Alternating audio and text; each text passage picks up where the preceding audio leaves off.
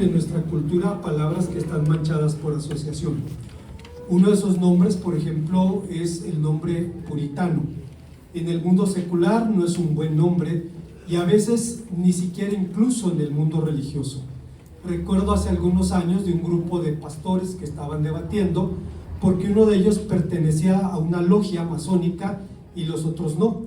Y el que pertenecía a la logia masónica le reprochaba: no sabía que fueran tan puritanos, usando la palabra puritano como una descalificación.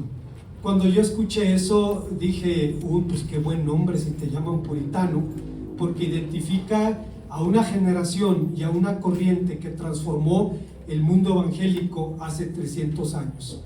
La era puritana del puritanismo fue una época dorada para las letras inglesas. Fue el siglo de Matthew Henry, John Bunyan, Jeremias Burroughs, Thomas Watson, Jonathan Edwards, John Owen, entre muchos. En ese tiempo, John Milton escribió también El Paraíso Perdido, que con sus 10,000 versos es el poema épico por excelencia en la lengua inglesa.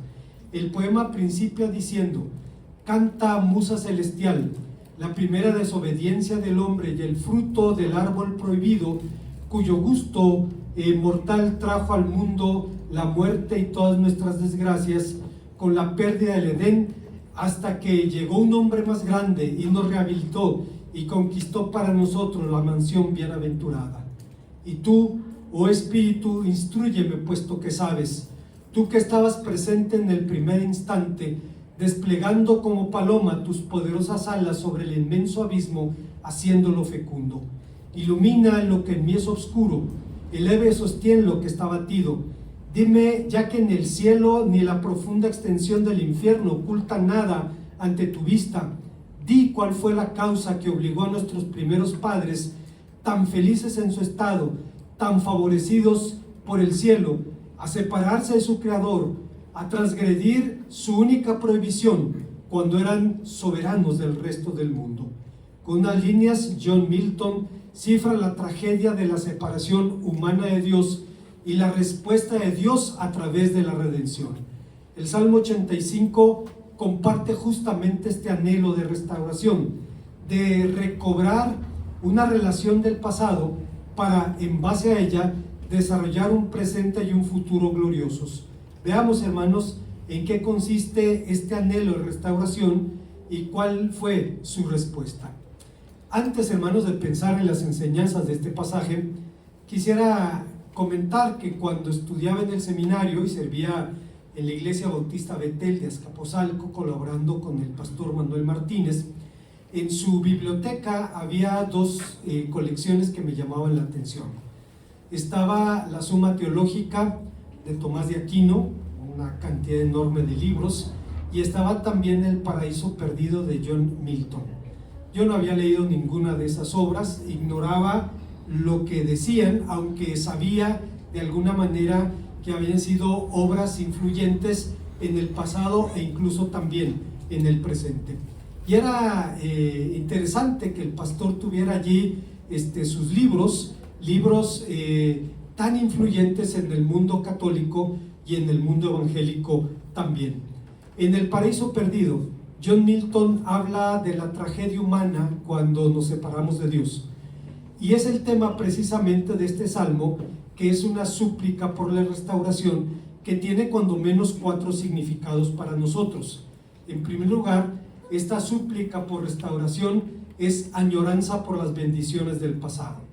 El salmo principia afirmando: fuiste propicio a tu tierra, oh Señor, volviste la cautividad de Jacob, pensamiento que ha llevado a los comentaristas bíblicos a preguntarse a qué época específica en la historia de Israel se refiere. El salmo suele ser ubicado en el marco del exilio, el final del exilio babilónico, opinión que sin embargo se topa con dificultades. Se alude a los hijos de Coré que vivieron en una época muy posterior.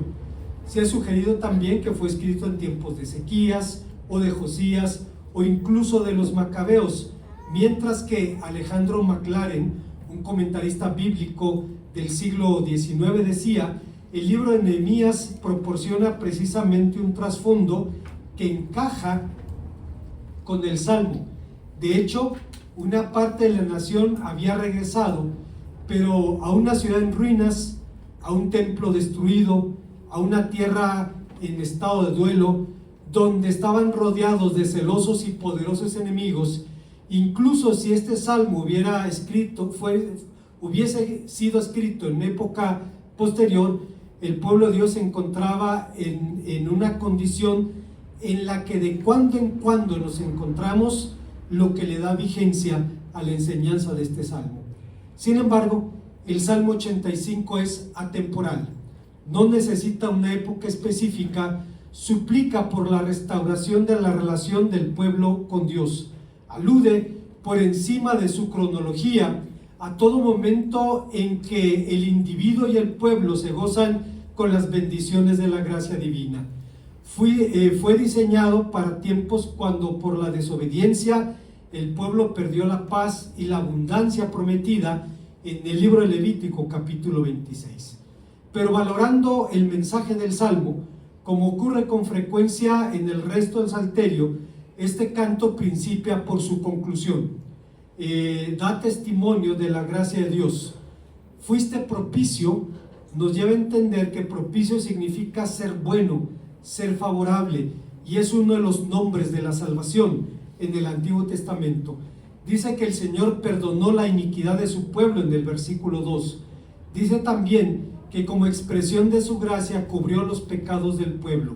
Y siempre que pienso en esta idea de que Dios cubre los pecados, viene a mi memoria las palabras de Agustín de Hipona, quien decía: si Dios cubre los pecados, es que no los quiere ver. Si no los quiere ver, es que no los quiere considerar. Si no los quiere considerar, es que no los quiere castigar. Y si no los quiere castigar, es que no los quiere reconocer porque prefiere perdonarlos. Antes de la escuela dominical estaba en la fila hablando con la hermana Mari Carmen y el hermano Sergio, y me dice la hermana Mari Carmen: Agustín es muy profundo. Dice: estoy leyendo las confesiones de San Agustín. Dice: pero tengo que leer un párrafo y devolverme 3 o 4 veces porque es muy denso. Es una traducción del latín, ya el solo hecho de ser una traducción representa dificultades, y de un hombre con un pensamiento tan profundo, de manera que si usted no ha leído las confesiones de San Agustín, se lo recomiendo. Hay PDF gratuito si no quiere comprar el libro, pero si no lo ha leído, déjeme felicitarlo, porque Dios le tiene reservada una bendición muy grande cuando lo lea. Agustín de Hipona decía: Dios no quiere ver, Dios cubre los pecados porque no los quiere ver, porque no los quiere considerar, porque no los quiere juzgar, porque prefiere perdonarlos. Bendito sea nuestro Dios que actúa así con nosotros. De modo que el salmista principia poniendo su mirada en el pasado, lo que nos lleva a la pregunta: ¿debemos mirar en esa dirección? La respuesta depende de lo que querramos decir con eso. Si mirar al pasado significa pretender que el tiempo se detenga o centrarnos en rituales y tradiciones humanas, lo primero es imposible y lo segundo pernicioso.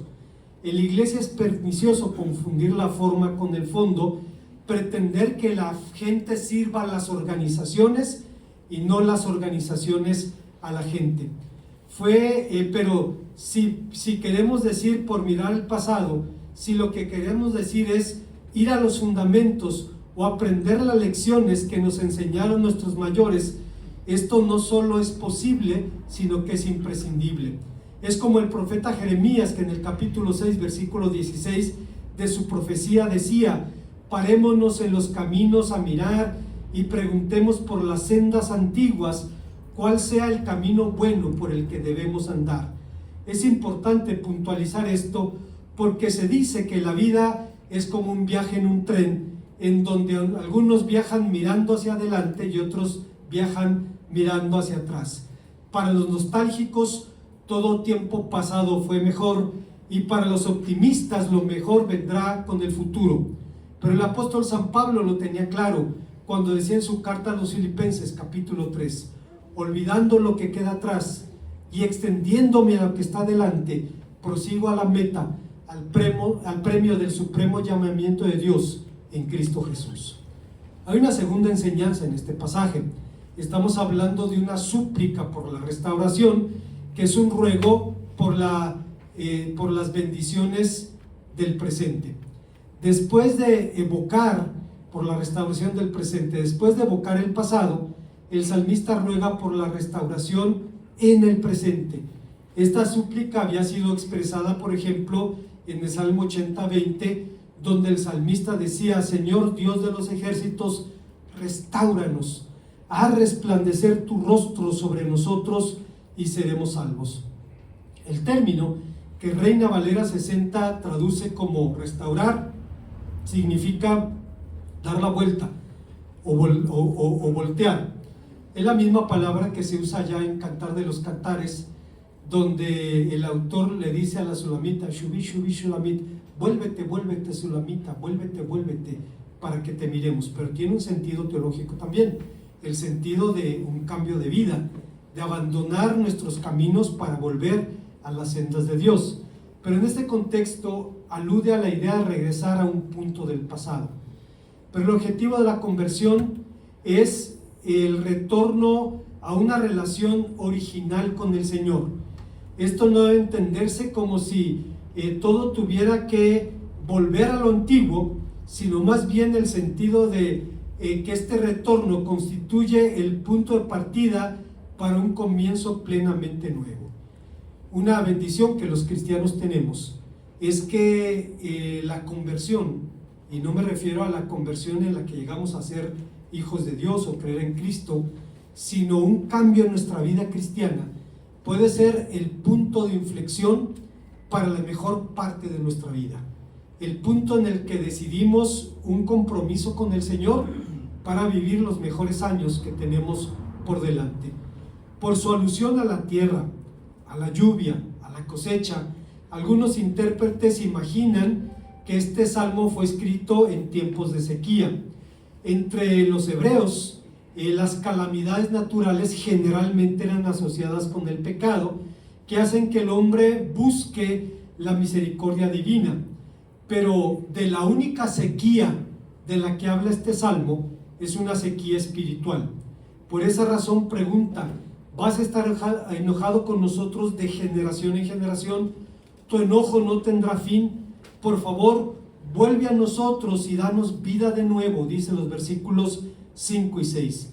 Hablando de estos versículos, Agustín decía, hablaba de su razón de fondo diciendo: por la ira de Dios somos mortales, por la ira de Dios comemos en esta tierra pan con escasez y sudor en nuestra frente. Esto fue lo que oyó Adán cuando pecó, y aquel Adán éramos todos, porque en Adán todos mueren. Lo que él oyó nos concierne también a nosotros. Nosotros, aunque no existíamos, pero estábamos en Adán, y por tanto, cuanto a él le sucedió, también repercutió para nosotros, y por eso hemos de morir, ya que nos hallamos todos en él. Cuando han nacido los hijos, los pecados que cometan los padres no se les imputa a los hijos. Tanto los padres como los hijos ya nacidos son responsables de sus propios actos. Pero lo que arrastró nuestra raíz respecto a la mortandad lo había recibido de Adán. ¿Qué es lo que fue arrastrado? Esta fragilidad de carne, el tormento del dolor, la miseria que nos rodea, la muerte a la que estamos sujetos, las tentaciones que son acechanzas. Todo esto lleva a nuestra carne y es ira de Dios, porque es su castigo. Pero un día vendrá cuando seremos regenerados, cuando por la fe llegaremos a ser hombres nuevos, cuando por la destrucción de aquella nuestra mortandad tendrá lugar la restauración total del hombre, y asimismo, como todos mueren en Adán, los creyentes recuperarán su vida en Jesucristo. Agustín hace un diagnóstico sombrío de la condición humana.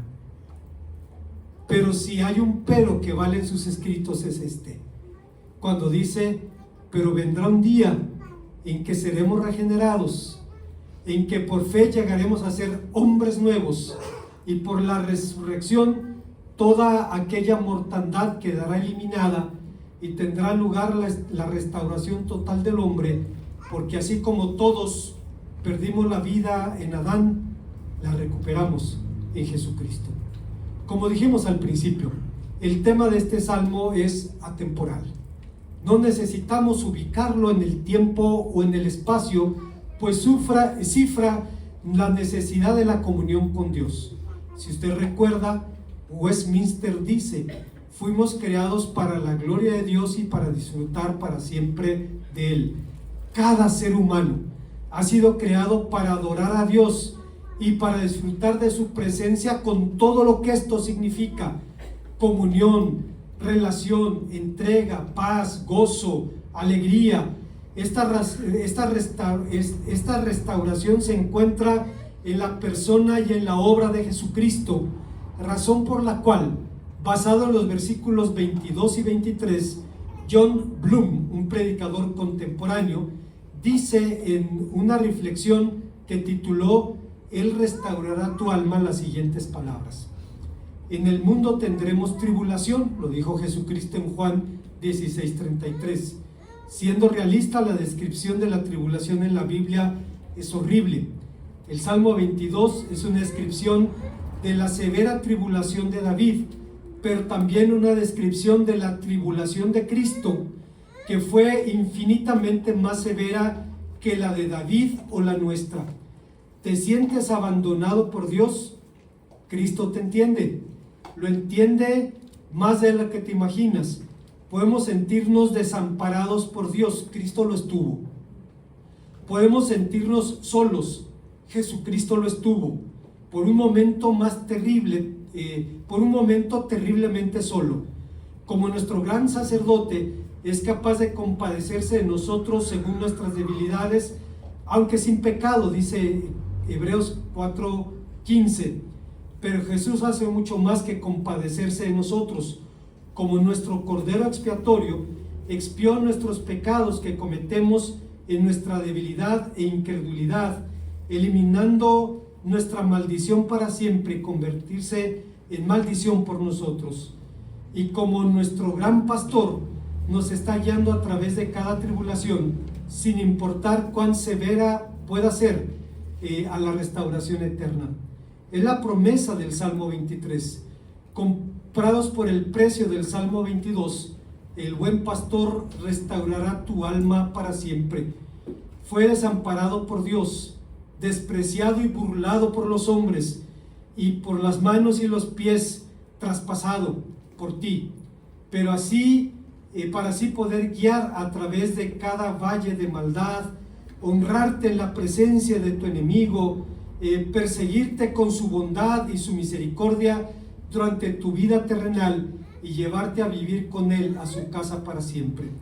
El Salmo 22 puede ser la canción de una noche breve, pero el Salmo 23 es la canción de una mañana eterna. En el Salmo 22 se describe la pasión de Cristo, lo que tuvo que pagar por nosotros, y en el Salmo 23 lo que compró para nosotros por su gracia. Hay una tercera enseñanza en este pasaje. Esta súplica por la restauración es silencio en espera. En los versículos 8 y 9 el salmista hace una pausa para esperar la respuesta divina. Escucharé lo que hablará el Señor, porque habrá paz para su pueblo y para sus santos. Hacer lo que el salmista está diciendo aquí no es nada fácil. Decía San Jerónimo, este es un precepto más duro para el hombre, hasta el punto de ser un precepto más difícil que cualquier precepto de acción, y es precisamente esperar en silencio y en fe la respuesta de Dios. En esa línea de pensamiento, alguien dijo: el silencio es parte de la música, ocupa el pentagrama, tiene sus tiempos y sus valores. Cada figura musical cuenta con su correspondiente silencio, que representa su valor o duración. Así como en el pentagrama los grandes compositores ocuparon muchas veces los silencios también para transmitir un mensaje, así también el Creador ocupa el silencio como respuesta o como prueba de su presencia. Los judíos le pusieron nombre a esto, Hester Panim, el ocultamiento del rostro. Hay una leyenda rabínica que habla de un maestro que tenía un grupo de discípulos y el maestro estaba en oración y uno de sus discípulos estaba angustiado e interrumpe la oración del maestro y le pregunta desesperado: ¿por qué Dios esconde su rostro en el tiempo de la adversidad? El maestro le responde: Dios esconde su rostro hasta que descubres que lo esconde. Lo que le estaba diciendo, en otras palabras, es lo que dijo el profeta Isaías: verdaderamente eres un Dios que te encubres, un Dios que te encubres y salvas, que esconde su rostro para revelarlo en su salvación. El silencio de quien espera no es signo de impotencia, tampoco la actitud de quien cree que la vida, que ya no vale la pena hablar. Thomas Brooks, un puritano, decía que hay 7 clases de silencio: el silencio estoico, el silencio político diplomático, el silencio necio, el silencio hosco, el silencio forzado, el silencio del desánimo y el silencio santo, prudente y gracioso, de aquel que se pone delante de Dios a escuchar lo que Dios quiera decir. En la historia del cristianismo, la idea del silencio ha ocupado un lugar importante en el mundo católico y en el mundo evangélico. En el mundo católico son conocidos los votos de silencio de los monjes. Cuando Napoleón detuvo, literalmente secuestró al papa de su tiempo y lo puso en cautividad, no pudo quebrantarlo porque el papa había sido un monje y entonces tenía disciplina de voto de silencio. No lo pudo quebrantar, simplemente no se pudo, pero que era un hombre entrenado para eso. Pero si usted va al convento de la Cruz, en la parte que todavía ocupan los monjes, va a descubrir que hay un patio donde hay 2 relojes de sol. Están casi en la punta de 2 muros, en un patio, y hay un reloj de sol que está orientado al oriente y otro al poniente. Yo me pregunté cuando lo vi: ¿y para qué quieren 2 relojes aquí si se pasan toda la vida en este lugar? Lo quieren para la liturgia de las horas, es decir, para el tiempo de oración.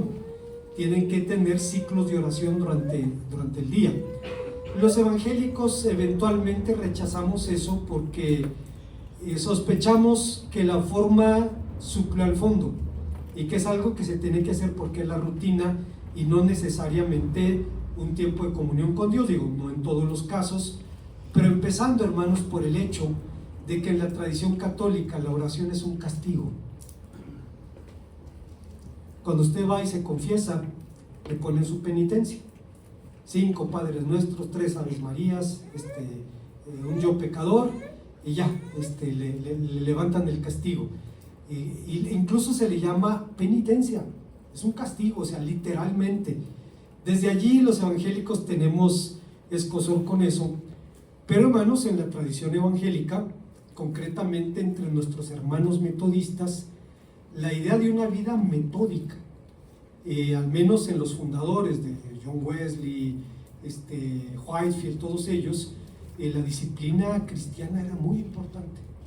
Era muy lo que comes, lo que lees, el tiempo que dedicas a oración, etcétera, etcétera. Era muy importante y por eso se les llamó metodistas, porque vivían vidas metódicas. Y les voy a decir un secreto: si me prometen que no se lo dicen a nadie, ni a Dios.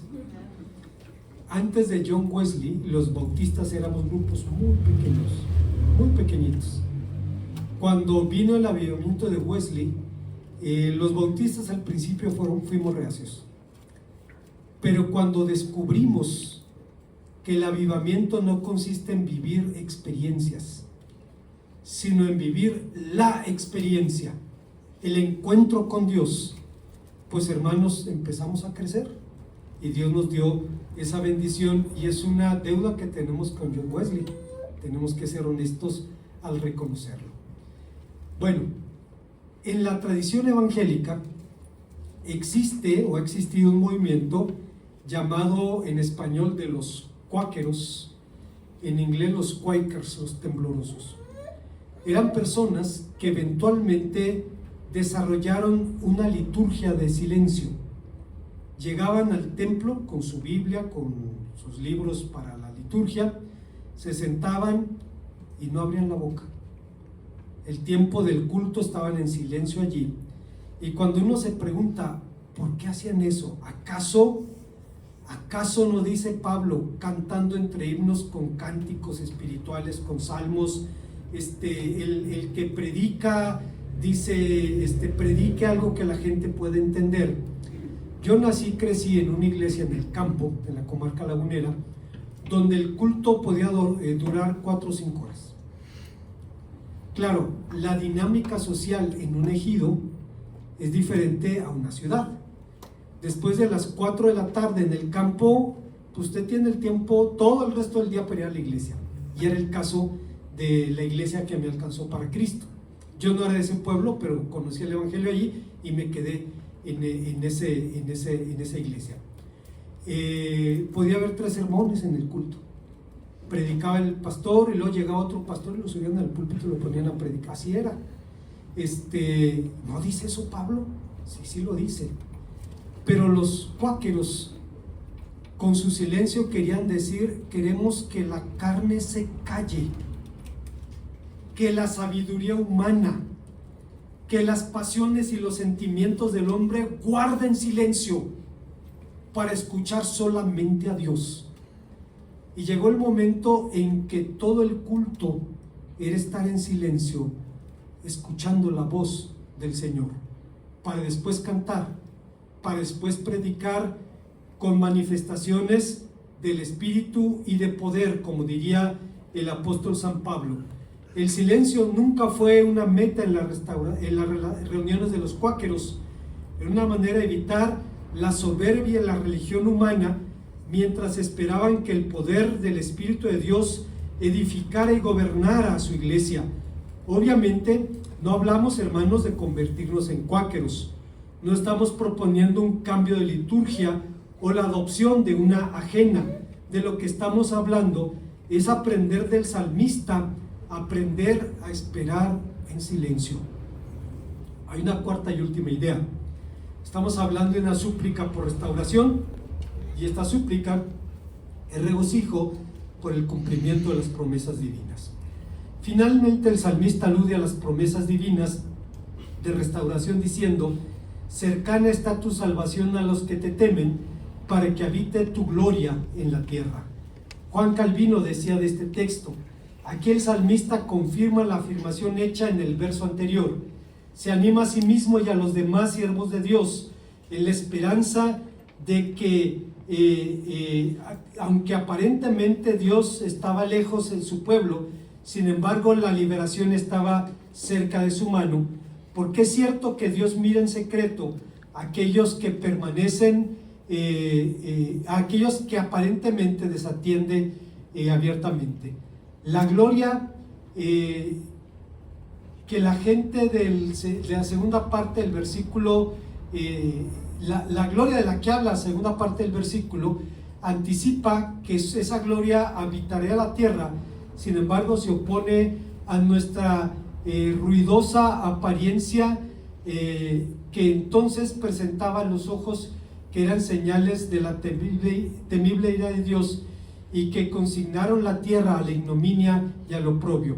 Pero este lenguaje, por tanto, se anima a sí mismo y a los demás creyentes genuinos al arrepentimiento, recordándoles que la grave opresión que acompaña a los insultos y las burlas a los que fueron sometidos por sus enemigos debía ser atribuida eternamente a que ellos habían ahuyentado la salvación con sus propios pecados. Es verdad que salvación aquí no tiene el sentido espiritual que nosotros le damos. alude más bien a la idea de ayuda extraordinaria de parte de Dios. Así que, continuando con su argumentación, el salmista de pronto usa una figura sublime. La misericordia y la paz se encontraron, la justicia y la paz se besaron. Versículo 10. Alude obviamente al trato divino mencionado anteriormente en el Salmo. El Señor ha tratado con los suyos con misericordia y verdad. La verdad se ha manifestado en sus adversidades y promesas, y en la misericordia y en el perdón. No hay necesariamente un conflicto entre la verdad y la misericordia, aunque así pareciera cuando el castigo arraiga al culpable, y sin embargo se muestra misericordia hacia él cuando el castigo no se aplica o no se le trata como si hubiera pecado. El gran desafío de los sistemas de justicia humana es la restauración del infractor, cosa prácticamente imposible, pero posiblemente perfecto en el plan divino, lo que ha materializado con el sacrificio de Cristo. Adam Clarke, un comentarista bíblico del siglo XIX, decía: es cierto, de hecho, que este pasaje no se refiere a la expiación hecha por el Redentor, pero apenas se puede encontrar una mejor ilustración para este trabajo que el lenguaje utilizado aquí. En el mantenimiento de la ley o la manifestación de la justicia, es decir, en este caso, Dios había mostrado su justicia al traer calamidades sobre su gente por sus pecados. En la obra de redención, esto se hizo al ser herido por nuestras transgresiones y nuestras iniquidades, por el hecho de que el castigo de nuestra paz fue sobre él y que el Señor le impuso nuestra iniquidad sobre sus espaldas. El salmista continúa diciendo que la justicia y la misericordia se besaron. ¿Qué significa esta figura? Clarke responde: como lo hacen los amigos y los amantes, los que habían estado separados por mucho tiempo, como lo hacen quienes después de estar distanciados se vuelven amigos nuevamente. De la misma manera, pareciera haber un alejamiento, un estado de hostilidad entre la justicia y la misericordia, entre la justicia y el perdón, pero ahora se han unido como amigos separados y alienados, y se han abrazado como tales amigos es decir, se mezclan en una hermosa armonía. Finalmente, Adam Clarke decía: que tu adoración pueda ser restaurada, el templo reconstruido, la presencia divina ocupe su lugar, la religión pura y sin mácula de Dios sea predicada, profesada y expresada en la nación, que sea la gloria de esta tierra. Ageo hablaba en el tiempo del salmista, más o menos, de que la gloria de la presencia divina iba a ser restaurada. El templo de Salomón fue una joya de cedro y de oro, pero fue destruida por los babilonios. Esdras, Nehemías y las siguientes generaciones restauraron un templo que no se parecía nada al templo de Salomón. Incluso el propio templo de Herodes, una joya de mármol y oro, era un pálido reflejo del templo de Salomón. ¿En qué sentido entonces iba a recobrar su gloria? En el sentido de que el Señor de la gloria, Jesucristo, entró en él. Como conclusión, el anhelo por la restauración espiritual debe palpitar en el corazón de cada cristiano. No significa necesariamente que debamos atravesar tiempos de sequía espiritual o crisis de conciencia, porque siempre necesitaremos más de Dios. Jonathan Edwards, un puritano norteamericano, lo dijo de forma brillante. Fíjese lo que dijo: entre más ama a Dios un verdadero cristiano, más desea amarle y más molesto se siente por su falta de amor. Entre más odia al pecado un verdadero cristiano, más desea odiarlo y más le duele ver cuánto lo sigue amando. Cuanto más un cristiano pudiera alcanzar en esta vida, no logra sino mojar la punta de su lengua con la gloria futura. El creyente más sobresaliente no es más que un niño comparado con lo que será en el cielo, y por eso los grados más altos de santidad que se construyen en esta tierra no satisfacen el deseo de tener más.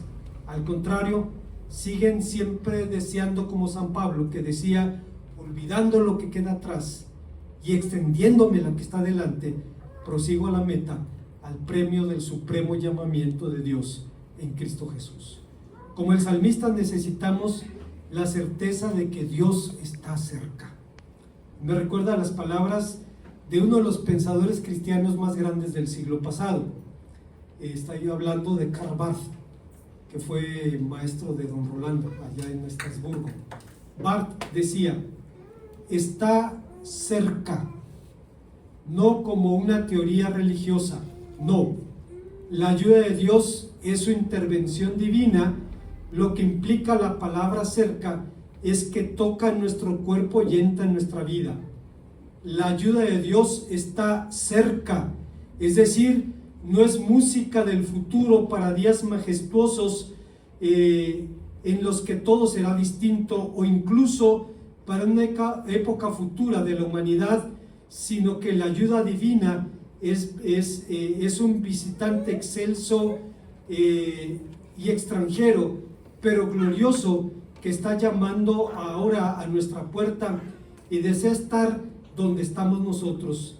Entendámoslo bien: la ayuda de Dios no es un consuelo que nos haga pensar en la eternidad, sino que es una tormenta que llega desde la eternidad e irrumpe en nuestro tiempo. Están cayendo las primeras gotas de esta tormenta que traen bendición y solaz. La ayuda de Dios está cerca, porque es ayuda, pero la promesa de esta palabra no se ha vaciado en su cumplimiento, sino que por él precisamente ha adquirido un sentido nuevo y pleno. La obra de Dios no se detuvo hace 2000 años, no ha enmudecido, sino que es en Jesucristo precisamente donde Dios habla más alto. En suma, en la Biblia y en la historia cristiana, cada avivamiento es distinto, pero las raíces son siempre las mismas: la genuina conversión, el retorno a la palabra de Dios y la entrega incondicional a Jesucristo. Han sido así los frutos del despertar espiritual a la palabra divina, como dijo Jeremías: cuando en Babilonia se cumplan los 70 años, yo os visitaré y despertaré sobre vosotros mi buena palabra para haceros volver a este lugar. Roguemos pues, como hacían nuestros mayores, los puritanos, por el don de las lágrimas. Lágrimas de genuina contrición, para que Dios quebrante nuestros vicios, el amor a nuestros pecados favoritos, nuestra apatía, nuestra indiferencia, nuestra carnalidad, nuestra incredulidad. Lágrimas por la salvación de nuestros hijos y nuestros familiares, por esta ciudad que se pierde sin Cristo y sin esperanza, por esta patria nuestra que convulsiona y se desangra, por este mundo perdido. Pero roguemos con la humildad que lo hacían los creyentes chinos cuando decían: oh Dios, trae un avivamiento a tu iglesia, empezando conmigo. Casi siempre, hermanos, cuando se habla de avivamiento, hay personas que dicen: no, esta iglesia está muy fría, no se siente el espíritu. Los chinos lo tenían claro: Señor, trae un avivamiento a tu iglesia, empezando conmigo. Oremos al Señor. Gracias, Padre Santo, por tu palabra, porque nos permites rogarte por esa restauración que glorifique tu nombre y que haga que tu gloria habite en esta tierra. Te lo rogamos en Cristo. Amén.